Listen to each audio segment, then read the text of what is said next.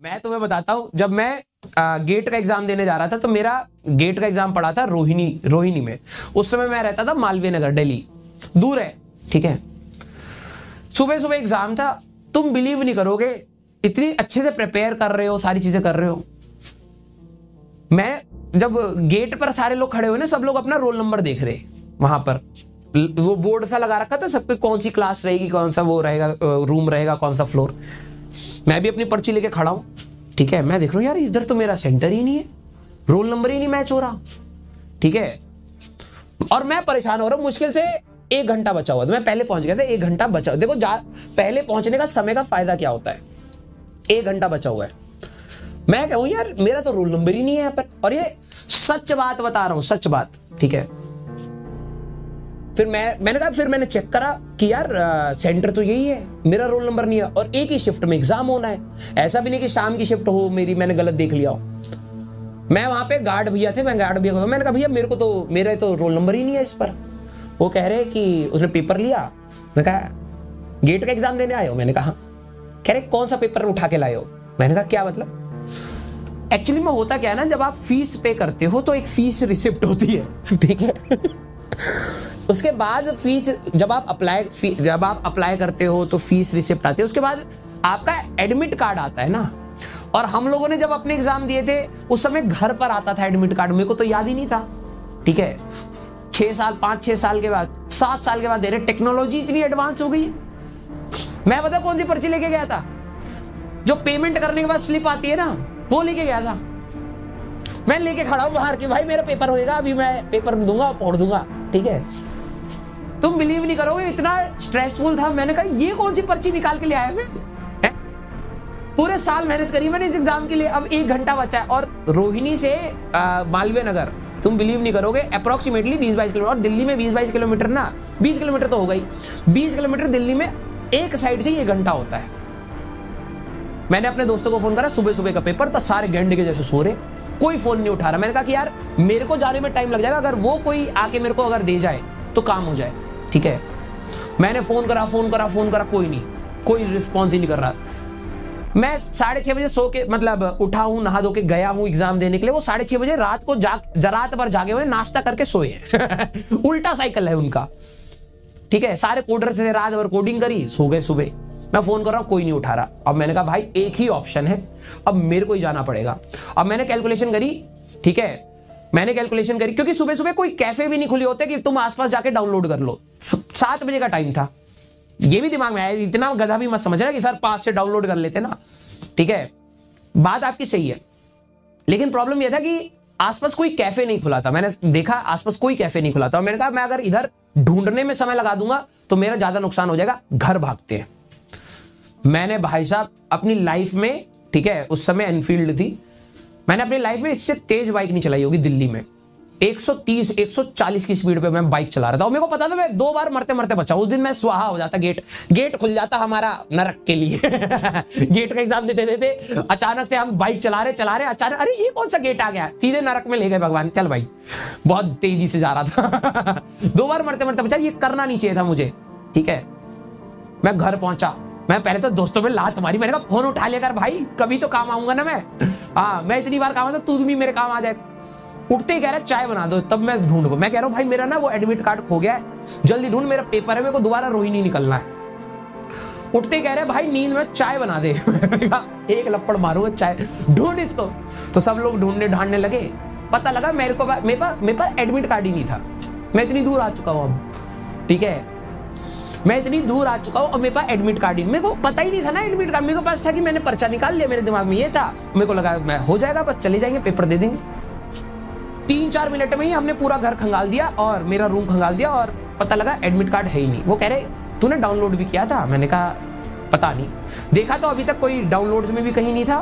फिर मैंने लॉगिन करा जल्दी से, देखा हाँ यार डाउनलोड तो किया ही नहीं है। फिर अब वही कहानी जो रोहिणी में कर लेनी चाहिए थी, कैफे ढूंढ लेना चाहिए था। वो 20 किलोमीटर दूर जाके पता लग रहा है यार कैफे ढूंढ लेता वहां पर, ठीक है। फिर मैं अपने वहां पर मालवीय नगर में बहुत सारे कैफेज वालों को फोन करा, सबने एक बंदे को फोन करा, भैया बहुत इमरजेंसी है, पेपर छूट जाएगा, प्लीज एक प्रिंट चाहिए, 1 प्रिंट, ठीक है। कोई वो नहीं, भैया अभी तो दुकान बंद है, कोई आया नहीं, चाबी नहीं, ये नहीं वो नहीं। मैं उस समय तक मेरे पास मतलब आधा घंटा बचा हुआ था और फिर मैं सोच लिया था यार गया पेपर, ठीक है, 1 साल की मेहनत पूरी जा चुकी है, कोई दिक्कत नहीं है। फिर मेरे दोस्त ने कहा एक काम कर, तूने रोहिणी में ऑफलाइन कोचिंग में पढ़ाया ना? मैंने कहा हाँ। तो कहता वहां के मालिक को फोन कर। मैंने फोन करा, मैंने उनसे रिक्वेस्ट करी, ऑल्दो मैं छोड़ चुका था, बैड टर्म्स पे छूटे थे लड़ाई वड़ाई करके छोड़े था, ठीक है, तो इतने अच्छे टर्म्स नहीं थे, लेकिन फिर भी उन्होंने, मैंने कहा कि सर मेरा पेपर है और मेरे को ना ये एग्जाम के लिए मेरे को एक एडमिट कार्ड चाहिए। तो कह रहे मेरे पास थोड़ा है तुम्हारा एडमिट कार्ड। मैंने कहा प्रिंट चाहिए। कह रहा ये देखो ये हमारे यहाँ पे मास्टर था, बच्चों को ज्ञान देता था कि एग्जाम से पहले क्या क्या चीजें करनी है, पेंसिल कैसे रखना है डब्बे में, हाँ, और क्या क्या चीटिंग के औजार है नहीं ले जाने हैं। कह रहे सर आप मतलब कैसे स्टूडेंट हो मैंने कहा सर ज्ञान बाद में दे देना, प्लीज पहले एक प्रिंट निकालने दो, क्योंकि मैंने कहा कि मैं यहां से जाऊंगा, वो प्रिंट निकाल के रखेंगे फिर मैं ले लूंगा, ठीक है।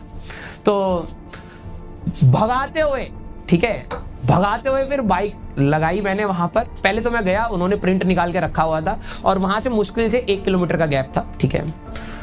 मतलब अगर 7 बजे पेपर के आसपास, अब एग्जैक्टली टाइम नहीं पता, लेकिन सुबह का टाइम था, ठीक है। तो जैसे पेपर स्टार्ट होने वाला था ना, मैं बस बाइक खड़ी कर रहा हूं और वो गेट बंद कर रहे हैं, ठीक है। मैं कहा भैया भैया भैया, बाइक गिरा के मैं गया, भैया भैया भैया भैया भैया प्लीज आने दो। अरे इतनी जल्दी कैसे आ गए आप, ठीक है। मैंने कहा कि बस भैया प्लीज जाने दो, क्योंकि उसको पता था ना कि मेरा वो एडमिट कार्ड का नौटंकी हो गया, ठीक है। मैं लिटरली लास्ट मोमेंट में बस जस्ट घुसा हूं।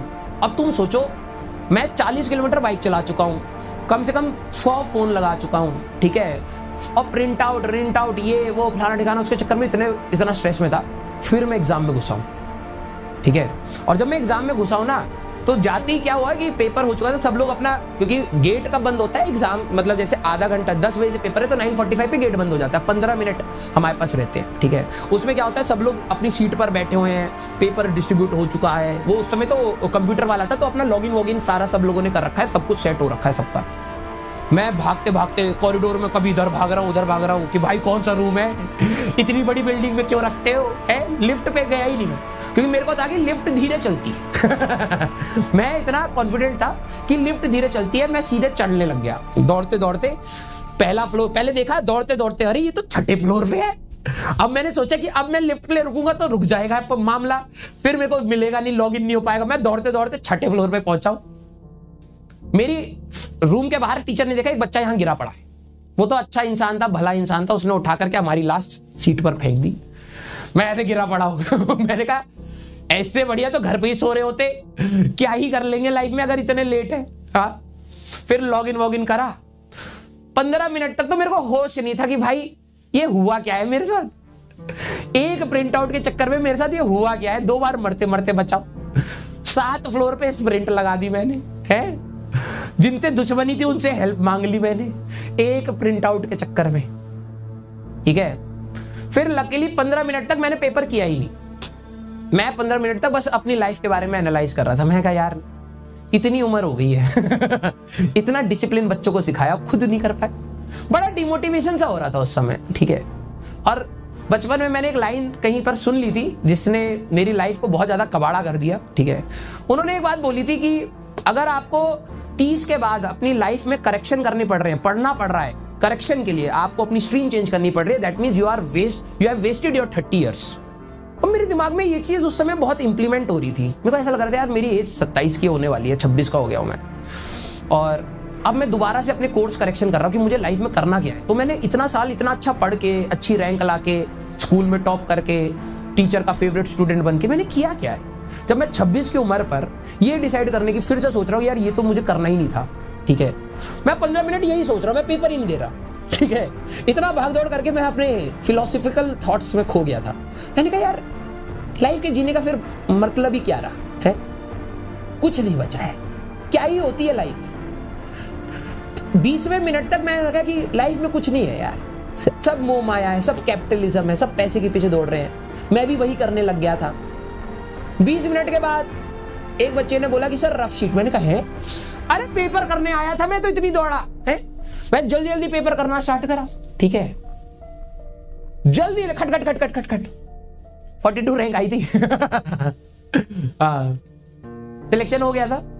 तो बात यह है कि बेटा हम भी अपने टीचर को बोलते हैं लेट आ गया, हमारा टाइम खराब हो गया।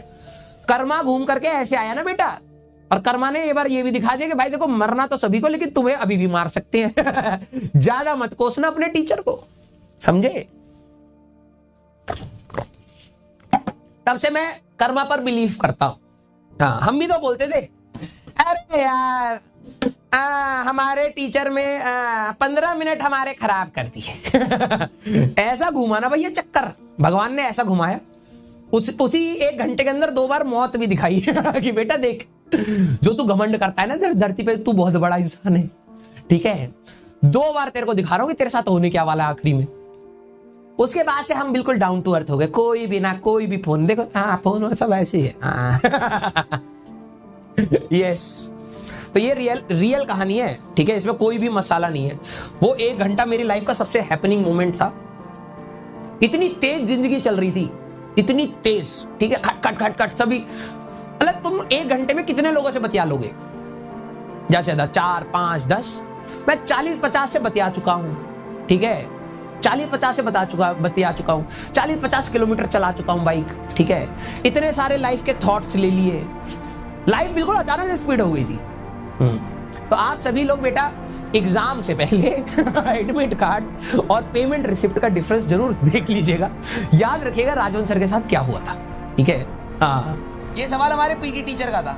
मेरी मैथ्स खराब क्यों हुई उसका रीजन बता रहा हूं मैं। जैसे हमारी क्लास में अगर आप देखोगे तो यहाँ पर क्या होता है, यहाँ टीचर का टेबल लगा होता है ना, और ऐसे 4 वो है। वो आता था पीटी टीचर कहता